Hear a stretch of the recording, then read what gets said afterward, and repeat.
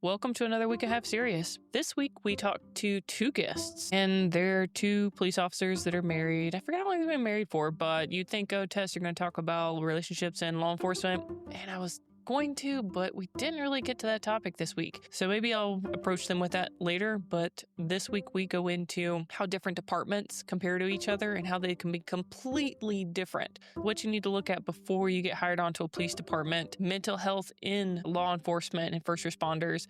And then also we kind of delve into AI and policing, which was a complete sidestep, but one that I knew nothing about because I haven't had to deal with it and probably won't since I'm retired. But it definitely is a scary thing for me to think about. But, again, not well versed in it, so maybe it's okay. But they do a phenomenal job, and I'm really freaking excited to bring you this episode. But before I delve into it, real quick, if you guys are interested, we do have the new design up with our merch on halfseriouspodcast.com. And apparently the algorithm on all of our social media stuff is completely confused with you guys having not only trauma, but grit and gallows humor. We all throw the algorithm for a freaking loop, which again, I appreciate. And I'm like, hell yeah, we're throwing all this stuff for a loop, but also kind of sucks because the stuff doesn't get pushed out like it should. It kind of came to a halt when it's like, why are you joking around and then saying something really, really serious? But I don't know how I'm going to remedy that yet. But as of now, I'm going to keep pushing forward because that's what this podcast is about. To carry on, I will shut up and here's our interview.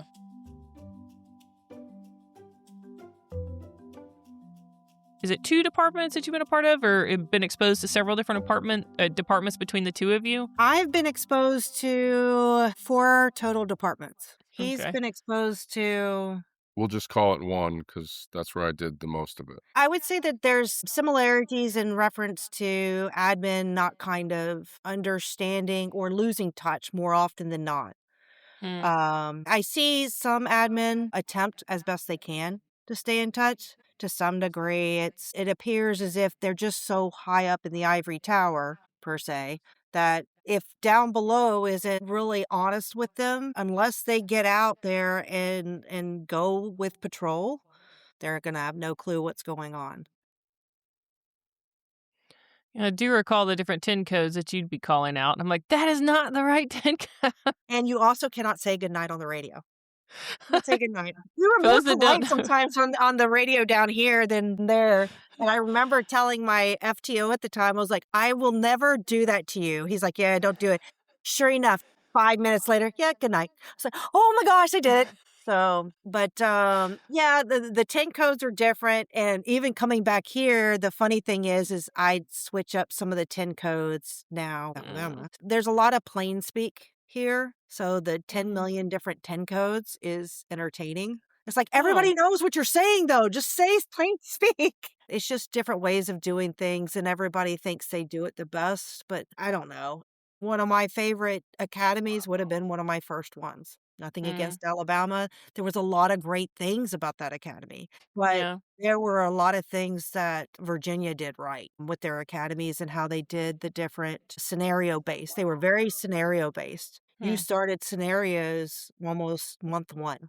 You were doing scenarios constantly. It could be as stupid as a noise complaint, but it was getting you used to taking the calls. Would you be able to, you think, piece together the best aspects to have like the epitome of departments because of your exposure to the different ones? Like, was it very obvious which department was doing well where? I think it's an ebb and flow. It depends on your admin. As soon as you may have a great chief in there at one point, and everything comes from the chief. He sets the tone, or they set the tone, or she sets the tone. And that tone pretty much epitomizes the entire department at that point. One of my favorite chiefs, and not always his favorite, one of my favorite, one of the things I really appreciated about him is he literally went out there and he hit patrol. He'd be on patrol random nights, random times, and he'd go out there and he'd meet up with officers. One time, I guess, he happened to be out when I was out, and I remember meeting up with him, and he was laughing because he had met up with a rookie that had no clue who he was. But the rookie was kind enough to tell him that the chief was out, so be careful. He goes, I love the fact, he goes, I don't like the fact that he doesn't know who I am. He goes, but I love the fact that he's looking out for his fellow guys. I've seen camaraderie go away I think that's a problem, but that's one of the things that I will say the department we worked for did real well. It's one of the things I miss from my department here. I don't really feel like I have that as much here. There's more, it's about me instead of Mhm. us, and that's unfortunate because I think it loses a lot for the job. Whereas I always felt that there was a we when I was up there. And I also felt there was a we with the department that I first worked for, but that I'll call that the misfit department. It was a generation that, when July 4th was over, and it was a major metropolitan area. So when July 4th was over, we all came together in the parking lot. And Lord knows how many firework fights we had. So, but it was the camaraderie. Everybody's sitting out there with chairs and for 2 hours. It's Yeah. 5 o'clock in the morning. And it's a bonding that it's hard to explain a lot of times to the younger generation, but I have a feeling they think their bonding is good too. So it's Yeah. probably the same complaint you get. But as far as what people do right or wrong, there's a lot of that really depends on your legislators. The laws down here, I think, are more comprehensive and tend to be more for the citizen in such a way that it's to their benefit, even if Mhm. it's not always right. Like our mental health here is so much better than what I found there. Officers are allowed to do what's called a Baker Act here, and you evaluate the person if they are a danger to themselves or others. It's a simplistic way that we look at it, then they can be Baker acted and for their own good. And it really is important in that area. And I found it very tedious, shall we say, up there because it took hours to get an Yeah. answer Yes. on that. And it's like crazy. But then I'll go with arrest. Arrest here are fairly simple, simplistic. Arrest there, fairly simple, simplistic. Difference, we would handle the arrest. We'd talk to the Mhm. magistrate and everything else. Up there, not so much. To be honest, the worst system I ever dealt with was DC. Washington, Why? DC. I'll take you through a simple arrest, and unless things have changed, because it's been quite some time. I was up there in the Yeah. very beginning of the 2000s. So you get a simple weed arrest. Nothing major, misdemeanor, Yeah. simple. So the one thing you know is, let's say you work evenings until 11 o'clock. Mhm. You made the arrest at 8. You took them down to wherever you booked them in. Now, at 8 a.m., you have to be back downtown in DC. Oh, yeah. To Mm. wait for your paperwork. Now, your paperwork's not going to be there from 1D, 2D, wherever it may be. Paperwork's not going to be there. So everybody's sleeping across the hall until noon when the paperwork finally gets there. Once your paperwork gets there, you get to go take your paperwork, make copies in triplicate for 3 different folders so that you can go to 3 different magistrates or 3 different What? state attorneys, and they all have to Jesus. sign off on it. So this is the reason why DC is so messed up. So I don't want to ever hear anybody talk about, "Oh my gosh, DC doesn't need any revamping." Yes, you do. Mm. And then once they sign off on it, then you're good to go. But now you're already back at work. So this is the reason why so many people are like, listen, unless it's a serious situation, I'm not arresting them. Yeah. I'm hoping it isn't that way anymore, but it was that atrocious. I mean, it was great for Jesus. overtime. Yeah, I was gonna say, how did you ever have an off day, or did you just were you just like, "Oh, It I'm not became gonna arrest somebody selective. this day"? There would be selective. I think there was even a fight between a 5D and a 1D, maybe. I don't remember who it was. I remember hearing the Huh. story that neither one of them wanted the arrest, so they were fighting each other for it in the middle of the street. I was like, that's interesting. But Mm. again, this Yeah. was years ago. Yeah. I don't know that it's like that anymore. Yeah, but do But we ever know administration to change? I mean, it usually takes like 100 years for processes to change. well, and that's a good old boy system up there, like Oh. horrible. So it's who you know to get a job, and they're all trying to get a job, and that's why you had to do everything in triplicate because they needed a reason for the position Mm. instead of just having the Mm. one person. I'd be going insane. I can't believe they keep anybody there. It's difficult. I mean, there's what, 90 departments up there in She w DC? 90 departments? Yeah. You Shit. have Park Police, you have U.S. Customs, you have Jesus. CIA Police, you have FBI Police, you have the Metro Police, you have the Yeah. Transit Police, you have the Capitol Police, and we can keep going. That is way Customs too Police has their many. too, and they It's all way too have many jurisdictions to deal with. I don't want to. yeah. Back in the day, though, it used to be fun because everybody used to do a chase together, and then you got to leave. When the situation was solved, you got to leave because it really wasn't yours, you just went to help. So it depends on how you look at it. Every agency, I think, has their own good and bad benefits. I felt like there was a lot more of backing the Mm, officer and remembering that patrol is your backbone.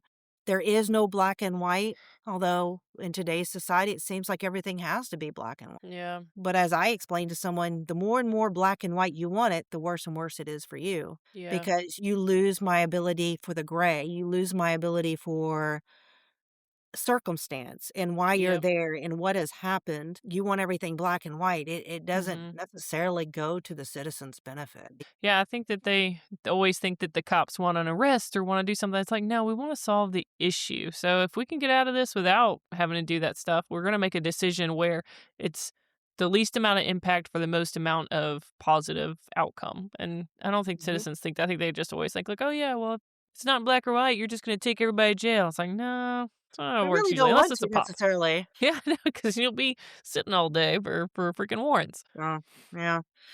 It's the loss of the human factor. Mm, I call it. Even with patrol, I feel like it's the loss of the human factor. You're now like RoboCop, or at least they expect you to be. mm-hmm. And it's like we're still human, and not to say that we're shouldn't do things a certain way. We still are human and we still do the best we can. I don't think there's a clear-cut way of saying a department does it absolutely right Yeah. because I think the cultures of different states, different areas is different, so the needs are different. So what do you think that these people that want to become officers, if they're looking at all of these different departments, what should they look at to know if it's a good department or not? Like what's something that they'll be able to tell from the outside? The community itself. Because everybody's different on what they're looking for in a community, Mhm. and the departments reflect the community. Mhm. The other thing I would tell them is do a ride along. Ride-alongs give you a lot of and don't do one, do multiple, because it's gonna give you a little bit of a concept of what to expect from the department, and even if you go to FTO with a department, just because you fail out of one department doesn't necessarily mean that you're gonna fail out of another. Sometimes that department's just not for you, and I've even told a recruit one time, sometimes it's just the job isn't for you, but it doesn't mean that an area in the criminal justice system isn't, it's just the job isn't.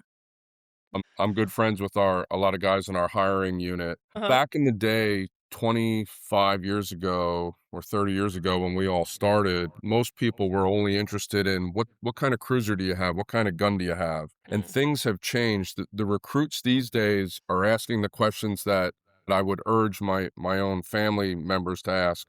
What's the starting pay? What's the step plan? What's the pension like? What's the That's true. multiplier? What's the insurance? Is there insurance after you retire? Is there Damn. a supplemental pension program? Those are the things that you'll see a lot of these new people, these young kids that are trying to be cops. Those are the Wow. questions that they're asking, and they certainly should be asking those questions Smart questions. as a Mhm. smart questions for their future, and as opposed to what we did when we started, almost 3 decades ago. "Hey, what kinda gun do you guys carry?" Stuff like that. But she's right, like, I literally I assign ride-alongs at least 3, 4, 5 times a month to my guys on my squad, and you can see the difference in we work in an agency that is in Southern Florida. It is a tourist attraction area, and we get a lot of people from out of state that apply with us. And me personally, Thinking it's gonna be the best thing on the beach. I have seen when you asked about the different agencies, there is a vast difference when you get someone from the NYPD to work with us as opposed to maybe a different agency. And that's not good when I say that. I'm not impressed with it. Well, my agency was like that too. It was completely different coming from my original agency down here. Right. Only This because the kind of NYPD policing we did. officers, they're more boots on the ground. they take a report if they do take a report, and then that's it. They'll write it and they'll send it, and that's all they do. Where our agency, Oh my gosh, our for all the agency. people that work for me, when they get a misdemeanor case, they're required to do all the follow-up that they can. They're mini detectives. I call them mini detectives. We used to On the process street. our own scenes, and then we had a crime scene processing unit do it for us. But when I first started, we would fingerprint and we would take photos.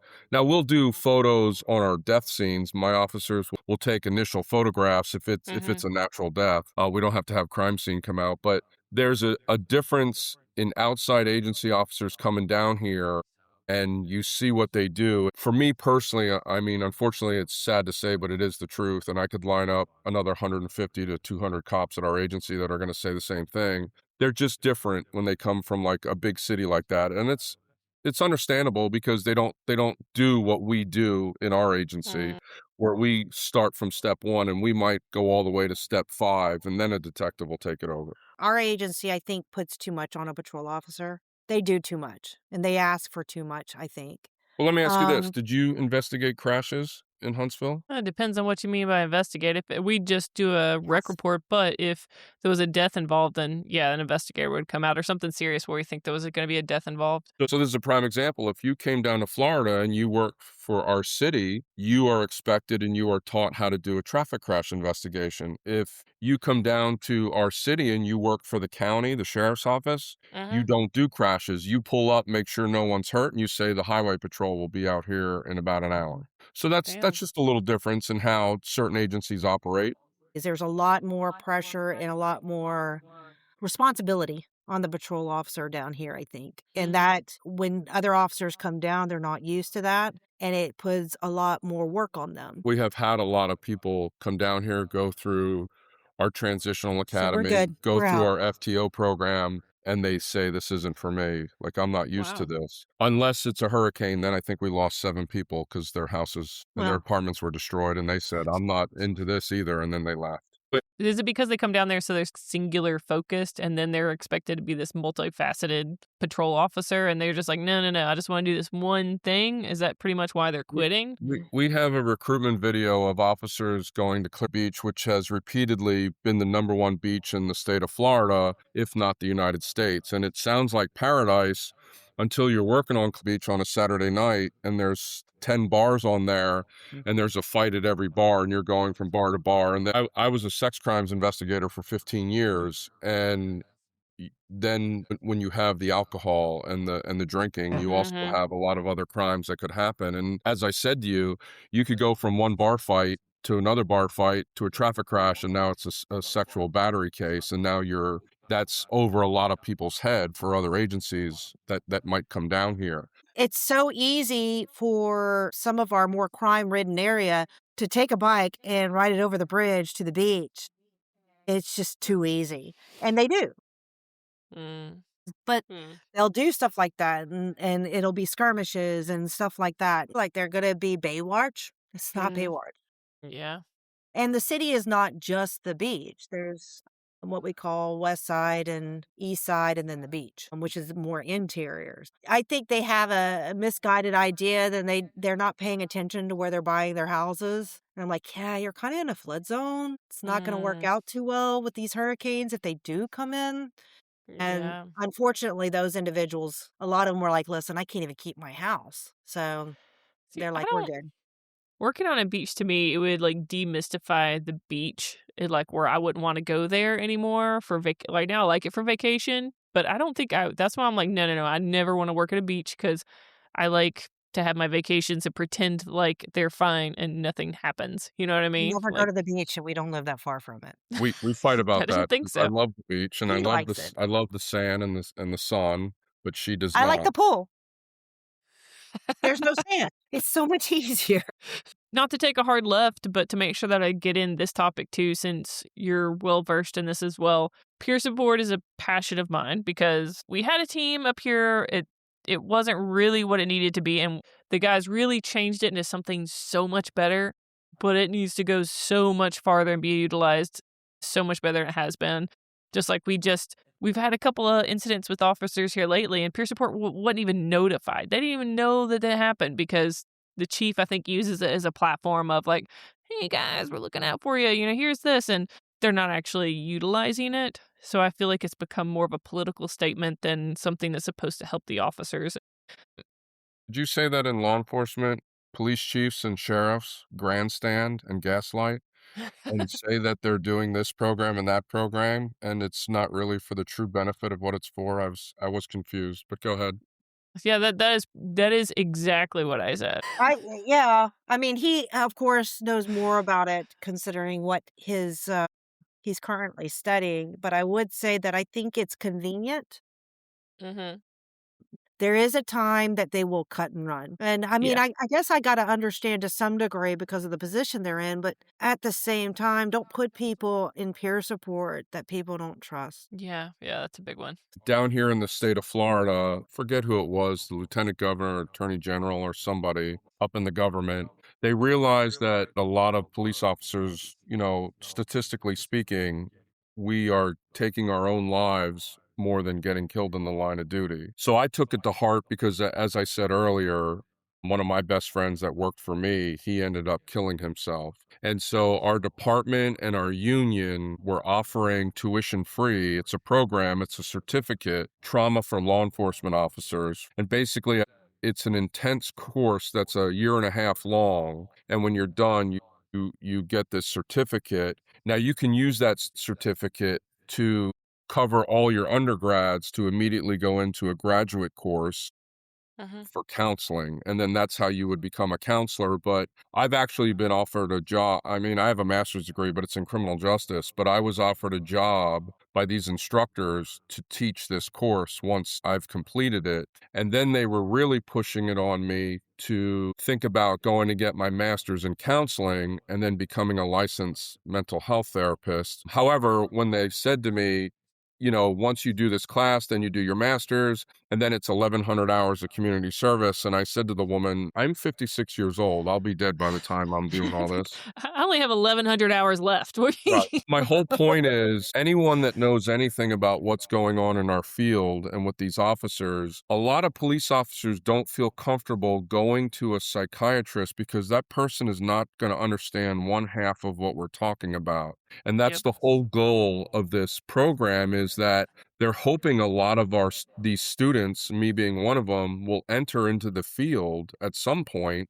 Now, I believe down the road in the future, I might be employed by a therapist and work under their license, and that's how you get around it. Only because I would specialize only in the police officer or the firefighter coming in to talk about what's going on, because I've had these instructors tell us who have been on staff that sometimes they break down in tears when the officers are telling them what's going on, and I'm just sitting there like, well, we do this every day. What are you talking about? Like, this is Yeah. something we see and deal with every single day. And so I think it's an incredibly awesome program. What we intend to do is, for our class project, is we intend to take what we learn, condense it, and then offer it to the area police officers and firemen and first responders. And then we're going to teach a little bit about some of the topics that we learned for compartmentalism. I mean, listen, you've been a cop, I'm a cop, she's a cop. Between us, we have what? Well, over 120 years almost, give or Oof. take. Now Almost we're 100, old. 100, know. 100, I'm sorry, I 100. don't have 100. I don't think all three of us have 100. Go down to 70. 70. So for me, one of the projects I had to do was a presentation and instruction, and it's a perfect example, and maybe you and Tracy and some of your listeners can relate to this, that this is a big problem for cops. What do we do more than anything? We compartmentalize. Mm-hmm. So when I did my project, before I started, I went and bought 20 honey sticks. Those sticks of honey, you snip them and you drink the honey. Oh, And yeah. everyone was like, what the hell is this idiot doing? And I said, everyone gets a honey stick. And I showed the correlation between honeybees, how they make honey, and what do they do when they make honey? They stick it in their honeycomb and they seal it up. Well, what do you think we do? We do the same thing. They go from call to call. They take pieces of a call, death call, child abuse call, domestic violence call, child abuse call, and they have their own kids. So they're picking up pieces of nectar mentally, correct? What does a honeybee do? Honeybee goes back to the honeycomb. I forget how they make the honey, but I did it in my presentation. and they put it in the honeycomb, that 8-sided configuration. And then what do they do more importantly? They seal it with wax, right? What do cops do? Cops go from call to call, picking up pieces of nectar. And one thing that cops more than anything do is we don't share and we don't vent, and we seal that up. And when you seal that stuff up enough and you have a honeycomb filled with bad honey, what happens when things go sideways? And that's when these guys are taking their own life. And that was my correlation. I mean, it certainly was a lot more in depth and informative of both the activity of a honeybee, and it was also more informative about the activity of a police officer. But that was the correlation I made. I mean, I did get an A, so I guess I knew something about it. But do you remember how we said you can fix it, the correlation? Remember the meth correlation? So she, in my presentation, when I discussed it with her, so she also brought something up. Maybe we shouldn't share it with all your audience, but we all know how you make meth, right? You got to make it. And what happens when you have it in a bottle and you're cooking it and you can't, well, they call it burping it.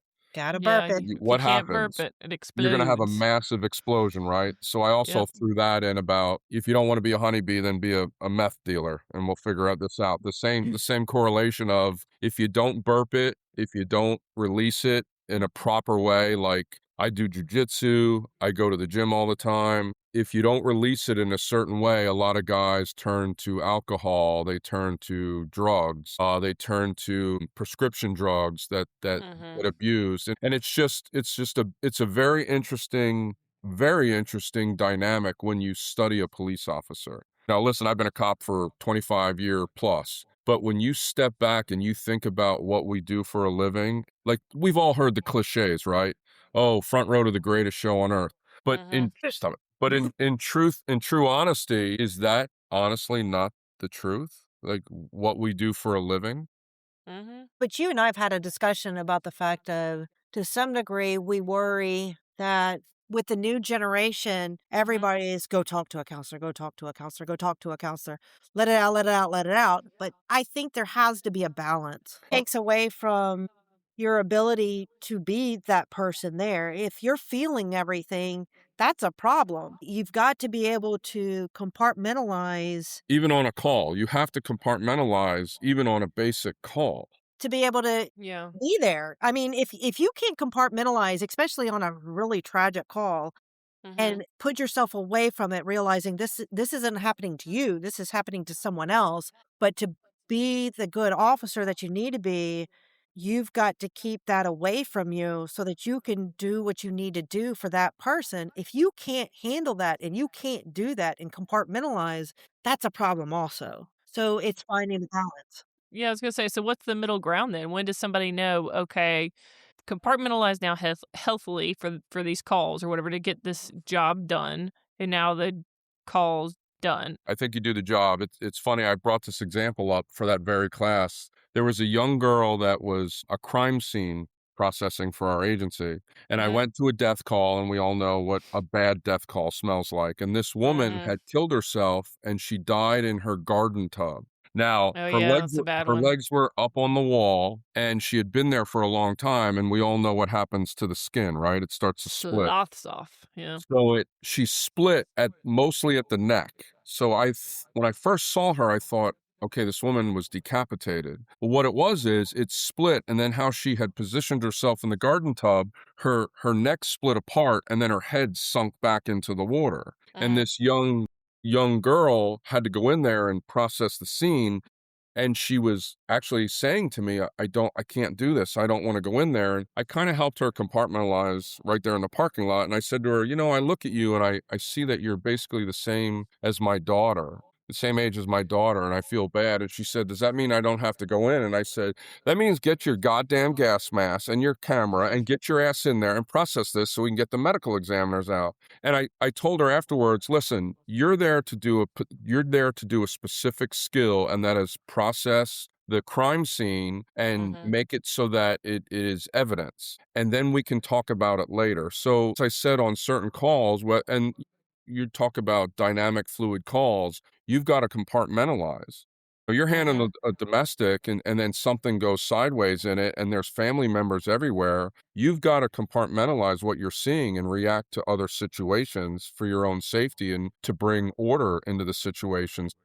When you ask me, how do you know the difference? I think the difference is you compartmentalize healthy, right? But Mm-hmm. when my wife says to me, I keep having these nightmares, these dreams about this call, right? I keep having these nightmares and she's more irritable than she normally is. And I say to her, let's go to the gym. She's like, I don't want to go to the gym. I just want to veg out in front of the TV. There's a lot of warning signs that cops have that we don't see ourselves, but when you step back, I think you see the warning signs, and if someone's doing those things that I just explained, Mm-hmm. it might be time to sit and talk with someone, a professional, so to speak, which brings us first full circle to you go in front of a psychiatrist who deals with, divorcees and the counseling for the children, and then you start talking about how this woman's head wasn't on her body and Mm-hmm. this child confessed to you about she was sexually molested by her uncle and this and that and on top of that I went to this traffic crash and I do you know what an avulsion is, and I saw this woman's eye socket crack and the entire eyeball come out that actually I seen. So you start telling a psychiatrist and they're like, "Oh my God, now I need a psychiatrist for what I just heard." And that's what this program is designed to do is for you to sit down with someone that has been there, done that, and they can relate. Just it's the same with the military. The military guys don't want to go in when they see a counselor and talk to someone that has no idea what they're talking about. So I think Yeah. that's what kind of brings it full circle. Do you think so? The program that you're in now, do you think that that's going to be successful with the way that it's run? Because it sounds like what you're talking about, by the time that they're able to take this class and do this, they are going to be on the older side of it. You know what I mean? I think what they're doing is they're trying to broaden it for more officers and firemen to take this class. Listen, we're not going to get into the weeds because we don't need to have a domestic in our house right now. But me taking that class, I see a lot of that between her and I. So I can identify it.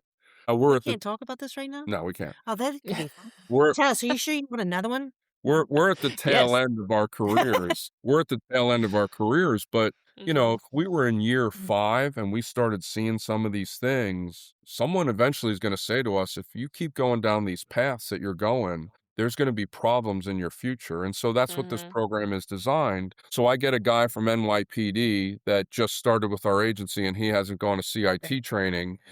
He Do you want to explain what CIT is? Because a lot of Yeah. our audience is in law enforcement, so they won't know. CIT training is crisis intervention training, and it's I think down here, I'm not sure if it's a week or 2 weeks worth of training, but they do she says it's 1 week, but we do send everyone and it's an understanding of some of the signs that you look for when dealing with mental health, because in Florida, there's 3 people that have the ability to take the freedom from someone, place them into handcuffs and take them to a mental institution for at least 72 hours, and one of them is a police officer. So Wow. you're only going to learn so much in the academy with mental health training. So the CIT training is just a massive broad spectrum of some of the other ideas that you're going to learn and how to deal with and some of the symptoms to look for. When you're dealing with a schizophrenic person, they might be treated as a criminal until you start recognizing some of the symptoms that they're displaying. And then you realize this is not a criminal situation. This is a mental health situation. So that's what CIT is. And getting back to your question again, this program that I'm doing and that they're offering to everyone, the more and more people that take it, it's just broadening their understanding and experiences. And that's why I think for me personally, I think it's an incredibly good program. How often Yeah. do we shoot someone? But we have to qualify every twice, 3 times a year, Yep. constant training with the firearm. But how often do we pull our firearm out and use it? But how often do we deal No. with, at least in Florida, how often we deal with people with mental health issues? My guys deal with it at least each person at least once a shift, Yeah. compounded by the Easily. 12 guys that work Even for in my me school, I deal with it. and even in her school. I think it's a great program. The crisis intervention and everything else is good to know. It's nothing that you don't know, but sometimes it needs to be brought to light. Listen, this is how you're dealing with people. Everybody's Yeah. human. Everybody's got a different battle. In fact, actually, even in my office, I have a sign, a Robin Williams quote. Everybody is fighting a battle that you know nothing about. And I think that's true of everybody. Yeah. There's always a battle. I have over 800 kids in this middle school. I don't know what battles they have. I've had kids come in I got a lot of foster kids. They're kind of, I'll be honest, they're my babies. They're the ones I really pay attention to a lot because I know they're coming in with kids with drugs, parents with drugs. They're fighting all those battles. I've watched one kid completely cause a disruption of a really good home for him because he just didn't want to let it go. He didn't want to give it a chance. I really think he felt unworthy of it. Mm. So he continued to destroy it as he went. I've had another kid come in that he didn't know that he had killed his brother. It was a unfortunate situation where he came in and his dad was disciplining the other sibling and the sibling was yelling and he told the kid to silence the child. Well, he sat on his face. He Mm. suffocated. And they kept that from him. He didn't know. There were a lot of other issues going on with this particular child. He was very sexualized and everything else. And he ended up actually being removed from the school due to some things that he was doing, acting out. And within a week after that, I heard he had tried to cut off his finger. Mm. It's all these things have to be dealt with. I had a couple in the middle school at one point that I looked at, and I don't know if you ever saw the old 80s movie Heathers. Yes. Okay, so they reminded me of Heathers, completely scared the living daylights out of me because all I kept seeing is they were both feeding off of each other for Yeah. suicidal tendencies and everything else, and it was getting worse, worse, worse, worse. And all I kept thinking is Heathers. But they blessedly separated, and of course, when they were separate, and the particular girl, I'd worked with her a lot, she's great. I mean, she can be awesome when she's separated, but she feeds off of others, which is the unfortunate thing. But it's Yeah. a matter of getting in there and talking to them, which is difficult sometimes. But I will say Florida, I think, does it better than any state I've dealt with as far as mental health and everything else of trying to get the assistance there as best they can. There's no Yeah. absolute. But as far as officers go, I mean, it's a hard one. I don't think there's no absolute answer because everybody needs something different and everybody responds to something different. Some people are easy to respond in this new generation. Maybe they're easier to respond because I will say this for the department. They do have psychiatrists and stuff that we can go talk to. That's nice. And supposedly it will not come back. There's also different things that the state does and grants to certain psychologists and such in the area. And one I actually went through the department with when we first began. She segued out and did counseling, but she does somewhat specialize in the fact of if officers need assistance, she tries to assist and it doesn't cost as much or whatever else, and she tries to help in that area.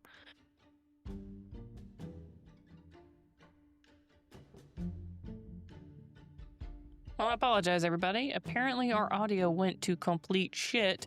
And so the rest of this interview, I'm going to be utilizing my cell phone, but the quality of what is said is still immensely important and really, really good stuff. Again, sorry for the audio, but we overcame as we do, and we continued on.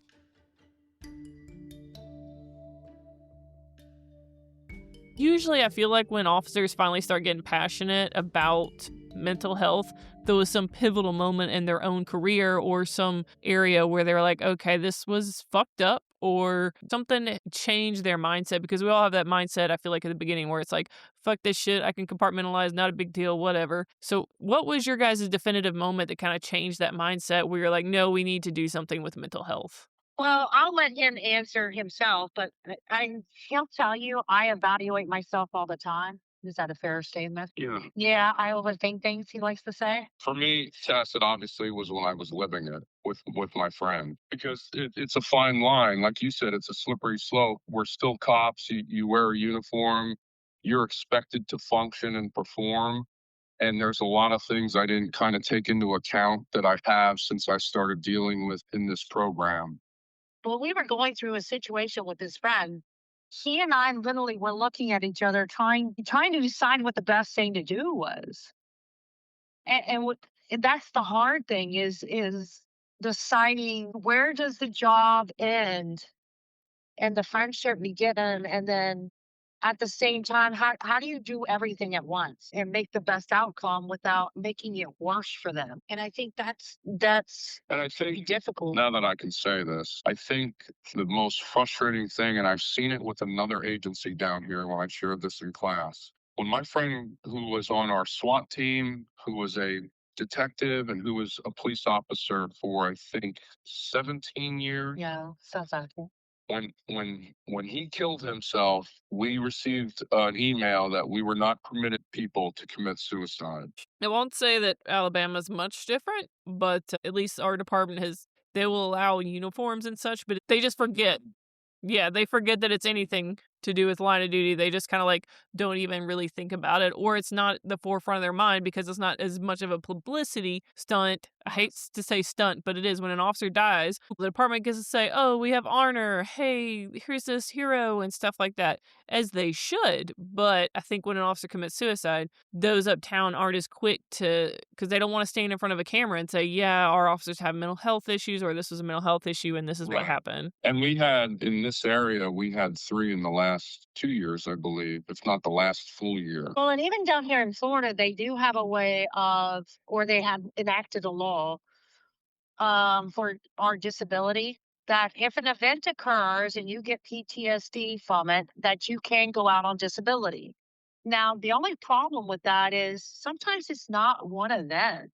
I mean, I think anybody that's been in this job a long time, you literally have different events that float around in your brain. Yeah. After the Pulse nightclub shooting in Orlando, the legislator passed a law that there's a certain criteria that if you meet that criteria, you are guaranteed, not eligible, you are guaranteed to receive a disability pension from your agency. Wow. So I was on the disability pension committee, and our disability pensions went from 1 or 2 every couple years to 3 to 5 every year. And our city saw that trend happening and they did not like it. And so, as part of our contract, because I used to be our union president for years, I think I stopped being the president about 4 years ago, but I was our union president for 6 years. So I did our contracts. That's how they do things in our agency. And the union deals with the disciplinary issues and defends the officer. The city saw this massive increase of disability pensions. So they put it in the contract, which if we didn't agree to everything, then the contract was not going to be signed. And they agreed that from now on, they disbanded the Disability Pension Advisory Committee, and it goes in front of the city manager. And then if that person denies it, then it goes in front of a magistrate. Now, on the Disability Pension Committee, it was myself and it was 2 firemen and then 2 city council people and then 3 civilians. And it had to be a majority to vote to give the disability but our city has since dissolved that. So that shows you on one hand how they say they care about us, and then on the other hand, They don't. and then on the other hand, they do something like that, which is very disappointing. They're more interested in the money. Did they dissolve it because they were getting so many reports of it? Well, they're not going to say that, but that's what they did. Well, but I mean, There was no other issues that ever came in front of the Disability Pension Advisory Committee. It was only issues to grant or deny disability pensions. There was nothing else that came in front of that. but I also think it's a conundrum because when you look at the older generation, we are the suck it up generation. You know, you deal with it, you suck it up, you move on. However, the newer generation really isn't taught that, but then, and they don't want them to be that, but then they don't want you to necessarily complain either. So it's kind of like, what do you want? I don't understand what they're trying to get out of I it. mean, every single listener to your podcast that's a police officer realizes that's a police officer with at least 15 years is realizing that law enforcement in the United States of America has drastically changed from leadership to the patrol officer and the way they think and do things. I don't know what the answer is. I think you have to compartmentalize, but you have to do it in a healthy sense. And if it's, you gotta learn to, as we said, with the meth kind of analogy. You got to learn when to bump it. And if you can't, then yeah, maybe you do need to go talk to someone. She knows. This is a prime example. I was the detective sergeant in charge of the special victims unit. I was on the ICAC task force, which means that I had to watch that stuff. She's going to tell you, I had to be at work at 8 a.m. If I did not get up with her at 5 a.m. and go to our gym and lift the heaviest weights that there were and grunt and groan and throw weights around and then start punching that bag, I was not exactly the most cheerful person for the day. So that was my healthy release. But what would have happened if I would have never went to the gym and never went to jujitsu and try to, I mean, what's the goal of jujitsu? Choke people out, right? So if I didn't have those releases with a smile on my face, I should say, never cruel, always with a smile on my face and a snide comment just for laughs. If I didn't do that and exert those energies in a positive way, you can certainly see how that could have went sideways, correct? I mean, I think it's not rocket science. So I think there has to be a balance and a release. It's just that sometimes officers, they bottle it up for too long. And then they add certain criteria in there, like I said, with the alcohol, the infidelity, the inability to hold relationships together, abuse of prescription meds. And so it just turns completely sideways. And then you have these guys when they're locked with these guys and it's girls too. We just had a female down here.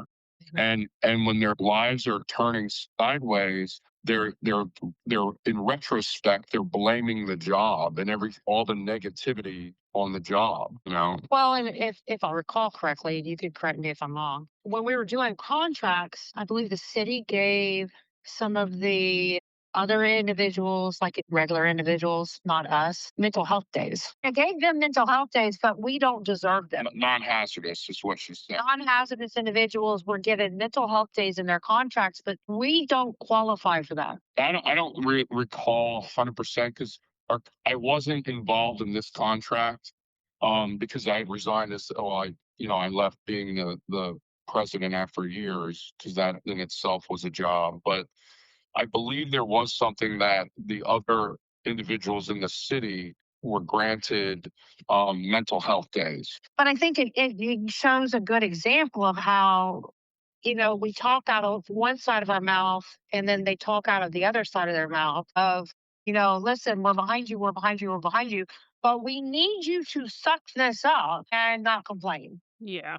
So it's kind of like, what do you want from us? And I think that creates even more stress in the job, not to mention us on ourselves and then the admin above. And now, to be honest, the citizenry in general. I still feel very tentative on whether or not there is an attack, at least on the job itself. I have my reasons for that. And I probably am a lot more stressed than he will ever be for that. But he's also one bad day away, and I'm not.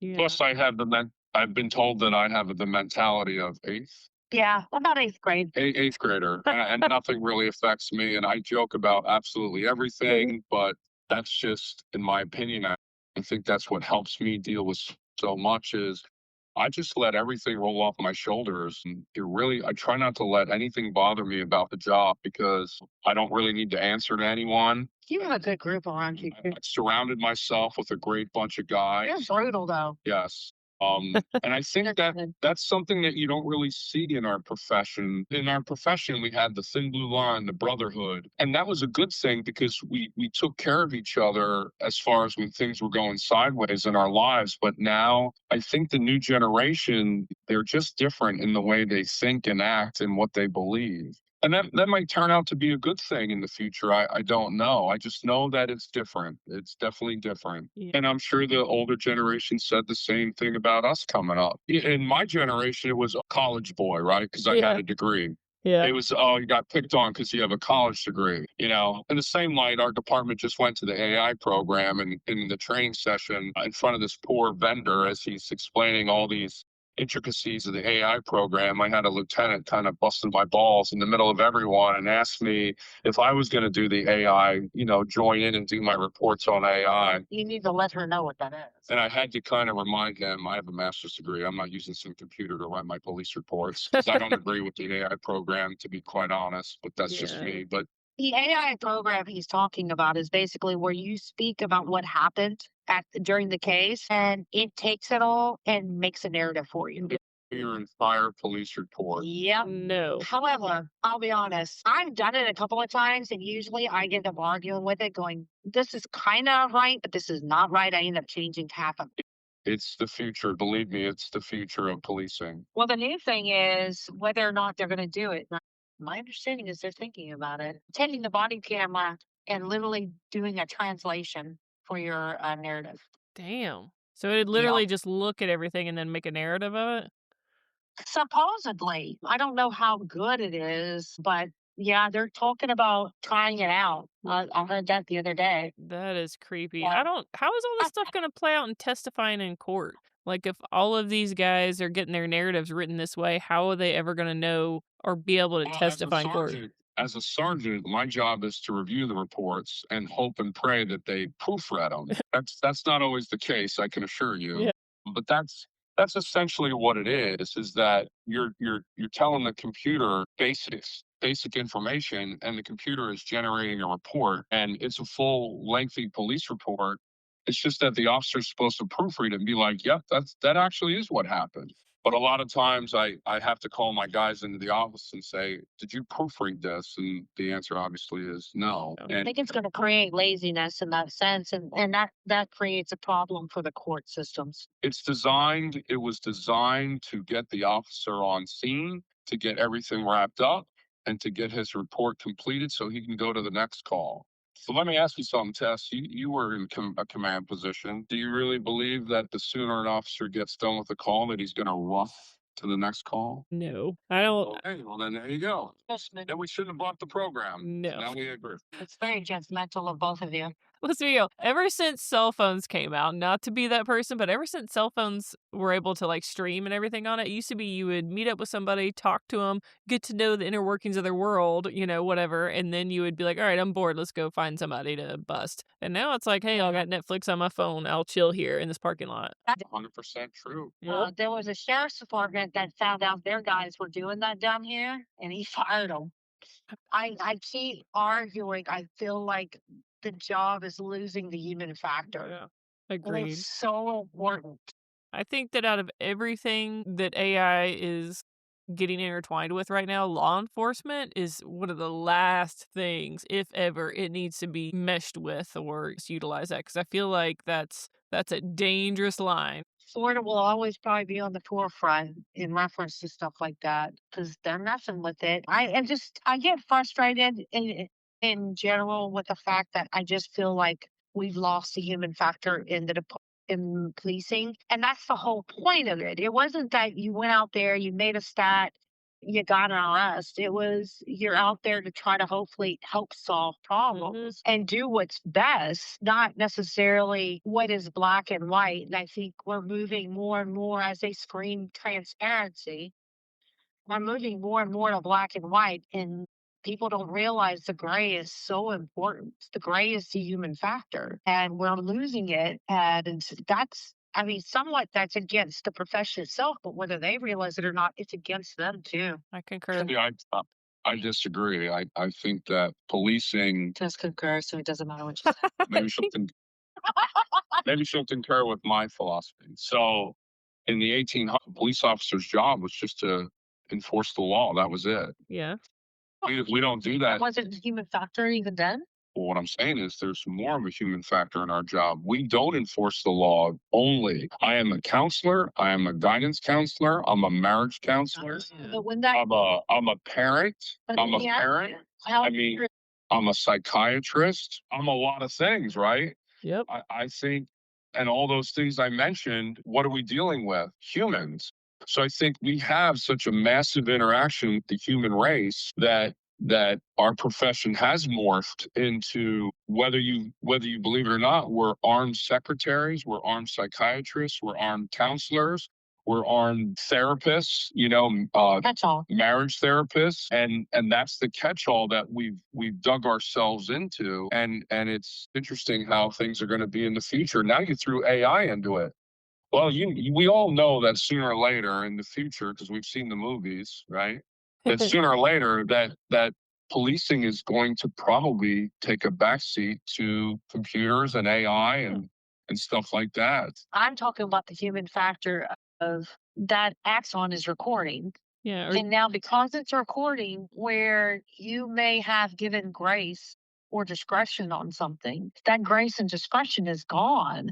Why? Because of transparency. So, a situation where you may have given some love and realized someone screwed up and made a mistake, and it isn't to the point of them needing to go to jail. Now, you almost feel pressed that you're going to jail because why? This camera's rolling. Yep. And you don't want to get And in I'm not trouble. going to lose my job for your mistake. So that's where I argue. I think we've lost the human factor for transparency. And listen, I understand also where transparency has its place. I'm not arguing that, but it's a double-edged sword. When you get a really good cop and they're really trying to do the right thing, you've taken away that area for them because now I got to make a decision.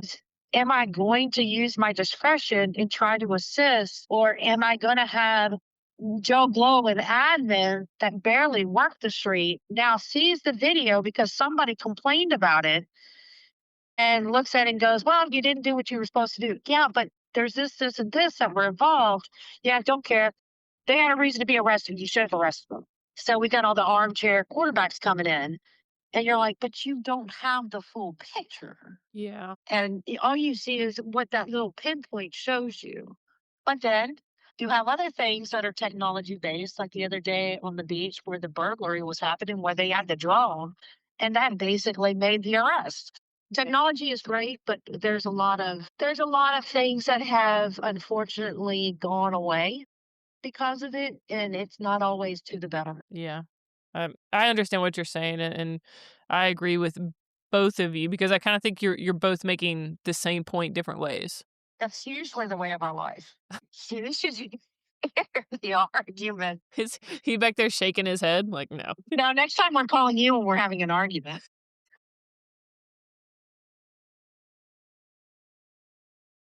What is something that you wish somebody had asked you about policing or your life in policing that they haven't? I let the job consume me too much for a long time. And there were other things where I occupied my time. As it turns out, it was a release. I used to coach high school football for years, and that was like a full-time job. And I think sometimes as a cop, we make a lot of mistakes, and it's the whole full circle, the whole full gamut of what I've been talking about with this program. I see so many mistakes that I made that is one of the reasons that led to my first marriage failing. But the good thing is because I see those mistakes, and here's a hypothetical situation. I worked an off-duty job today, but I have one scheduled for tomorrow. And when her and I got together as two cops, it was kind of implied that we would never put the job ahead. Like there's no chasing the carrot, right? I'm not trying to get promoted. She's not trying to get promoted. There's no reason to chase the proverbial carrot and put everything you have into the agency, into the job, right? Yeah. You see what I'm saying? Yep. So there's like an unwritten rule with us that when we have off, that's like our time, right?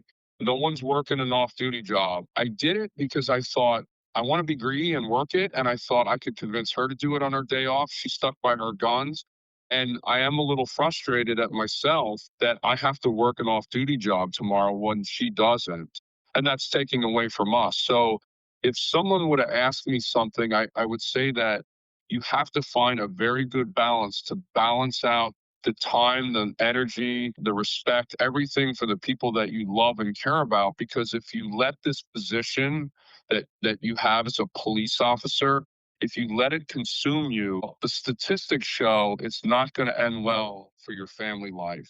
And sometimes for your own personal personality, so to speak, your own personal intrinsic value, it's not going to end well. So I learned a lot of mistakes from my first marriage not to make with her because I don't want to go down that same path. That's a good insight, especially for any kind of young cops or anybody in emergency services kind of stuff to know what's important and where your boundaries are. And I think that's the difference between our generation and the generation that's coming up. those guys know that stuff already. So good for them, right? Yeah. Sometimes You're hard pressed. I used to be our spec ops sergeant, and one of the facets was I was in charge of our off duty programs. I used to have to contract with other agencies to get those cops to work because our new guys were like, it's my day off. I'm not doing it. yeah, And it was a big dilemma. Like for us, we have to work every Phillies game. Like right now, it's spring training, so we have to work every Phillies game. Well, I'm the inside sergeant tomorrow for the Phillies stadium, so I'm in charge of those officers. I got news for you. There's still a vacancy left where everyone's like, I'm not doing it, you know. And I tried to give up the job. I mean, it pays $65 an hour. I'm trying to give up that job so I can spend time with her. And no other sergeant or lieutenants can do that sergeant spot too. No one said they wanted to do it. So it was a mistake that I made and I won't make it again for spending time with her. never lose the people outside of the job. You're going to change. Anytime you go through the academy, you go into policing, you're going to be different within a year or two. But hold on to everybody that's outside of because they keep you grounded. You don't become so entrenched in the job. And now there's a time and place. Listen, there's a time and place for choir practice.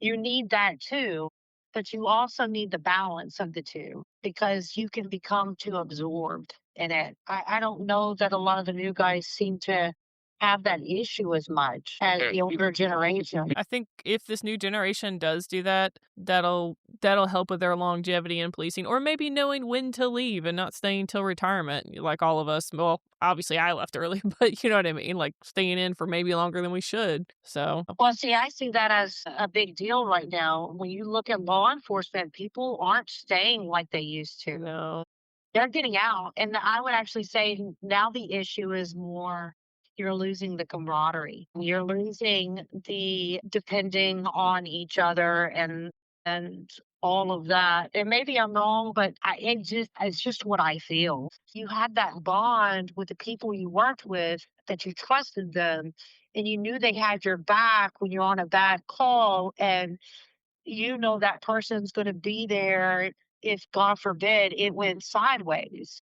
That's all that bonding. And I will say that's one thing that I loved about when I went back up to Alabama, I still had it. This department doesn't feel that. And I haven't felt that in a long time.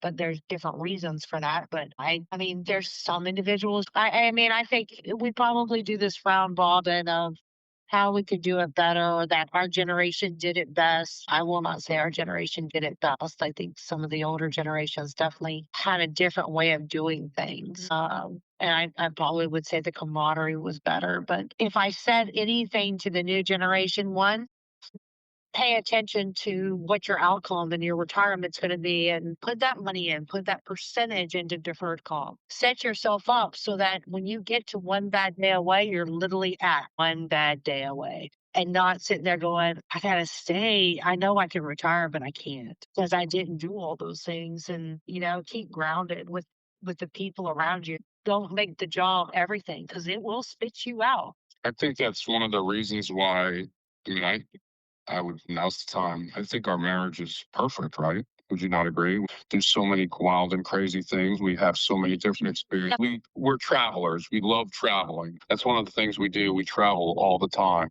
We do different things. You know, I just convinced her. I bought her for Christmas a kilt, and she said, "What the hell did you buy me a kilt for?" I said, "Well, we're doing the Highland Games in February, so that's something she had never done before, and we did it, and she loved it. She had a great time. It's just a new experience, and I think us keeping ourselves grounded in the job is the biggest thing. And then setting each other's time aside, except for tomorrow, I'll be at the Philly Stadium, but setting time aside for each other, I think that's what keeps us grounded. And we just would love for other new cops to understand that's what you need to do is keep yourself grounded, invest in yourself and invest in your loved ones, and don't let this job override that fact. There'll be times that it does, and that's understandable, but don't let it be a repeating thing where next thing you know, it has overridden the very essence of you when you first started. I mean, I've been a sergeant for 14 years. I have no desire to go above. I never will go above because I've been a very outspoken sergeant. But I'm sure my wife will tell you, I have a cluster of guys at work that they're my work wives because they never leave my squad. One particular work wife. There's a group that follow me everywhere I go. And I think that shows something about the type of person as far as I am and how I trust my guys, but I treat them like family. And I hope that the new generation of sergeants, and we've discussed this before, I hope the new generation of sergeants starts emulating that same philosophy, because that is a big breakdown that I see in our profession in the generations coming forward, is get back to the traditional policing, the traditions in policing that maybe administrators didn't feel comfortable with, so they got removed. But we do need to bring that stuff back because that's what held us together through thick and thin. And it does nothing but benefit them. You know, I know when we started, we did it because we loved the job. But I don't know that the job loves us anymore. Boy, that's a downer. Way to end it on a downer. Honestly, I think that's a great tag at the end because it's true. I think that's what all of us have difficulties with, is that we think we love this job, but it's just not something that's ever going to show you any love any back. Not like it ever did, but at least every now and then there seemed like there was some kind of showmanship of it, and now there's not. I'm well aware that if I went in there tomorrow and said, I'm done, no one would even say my name by November. They would just look at, okay, who's going to be the next sergeant? Yeah, it's a meat grinder, and unfortunately, it grinds you out and spits you out. That's why it's so important for me to press upon all the guys that work for me. You've got to take care of yourself and prepare yourself for chapter 2, so to speak. Yeah. But to end this on a positive note, Tess. So we were talking about CIT and everything earlier. When I first came back here, I remember I was sitting on the side of the road writing a report. And this gentleman came up and I saw him coming out. So I went ahead and rolled down my window. And he said, "Hey, I'm sorry to bother you. I know you're probably doing something, but I need to ask you about something." I said, "Okay." He said, there was a guy that helped me out. He said, unfortunately, my wife had hung herself. And this guy came up and helped me. And I'm curious if he's still working. So the gentleman, I asked him, I said, okay. I said, so what happened? He said, needless to say, I was very distraught. And I told the guy I wanted to kill myself. Kept saying, begging him to kill me, kept begging other officers to kill me. He didn't. He talked to me. He goes, he did Baker Act me, which is our mental health again. But if he hadn't have done that, he goes, I think I would have done something horrible because it was too much at the time. But now he actually helps counsel people that are grieving and so forth from loved ones that have killed themselves. I said, okay. I said, well, tell me a little bit about him. He goes, well, I remember he was a blonde, big guy with tattoos on his arms. And I actually started kind of laughing. And I showed him because I keep a picture of Corey in my car. I said, any chance it happens to be this guy? He said, yes. He goes, that is exactly that guy. And he said, is there any way I could talk to him? So I reached out to Corey because he was working at the time. I called him. Actually, we went there. We went to his house. We did. We went to his house, and he hugged me. And when we left, I said to Tracy, "Yeah, his wife hung herself behind the door." And he showed up, and he was like, shoot, he wanted me to kill him. Obviously, I didn't. And yeah, you talk about a small world. I mean, my God, of all people that he went up to. But he actually became a counselor. He went to school and got licensed. He gave us He gave Tracy. it's on the refrigerator. Yeah, we have it on our refrigerator, just kind of to remind us that sometimes this job sucks, but sometimes we do good things.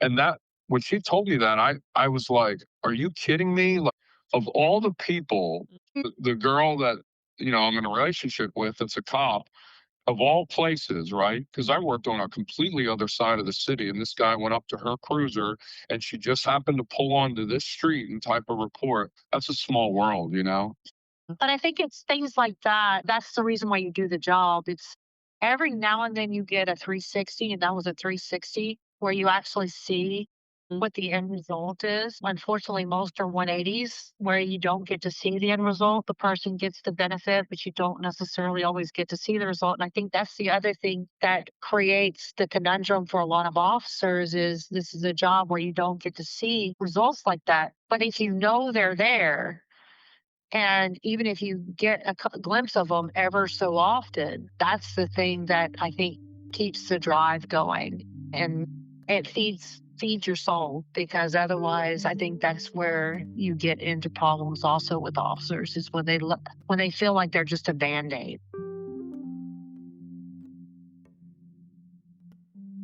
Before I sign off, I feel like I need to address something just in case somebody misinterprets our passion for policing for hating the police career. We all three freaking love policing. We wouldn't have dedicated so many years of our life and so many of these conversations to it if we didn't.